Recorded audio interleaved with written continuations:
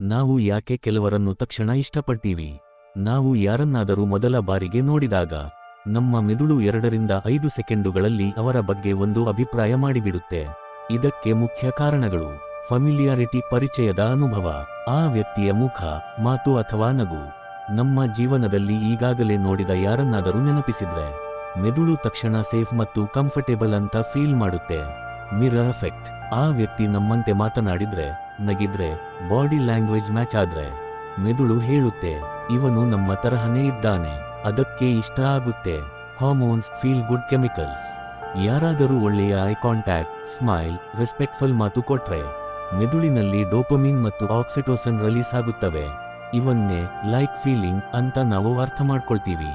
Survival instinct: ಹಳೆಯ ಕಾಲದಲ್ಲಿ ಯಾರು ಸೇಫ್, ಫ್ರೆಂಡ್ಲಿ ಅಂತ ಮೆದುಳಿಗೆ ಅನಿಸಿದ್ರೋ ಅವರನ್ನೇ ನಂಬೋದು ಬದುಕೋಕೆ ಅಗತ್ಯ ಇತ್ತು. ಅದೇ ಇನ್ಸ್ಟಿಂಕ್ಟ್ ಇನ್ನೂ ನಮ್ಮೊಳಗೆ ಇದೆ.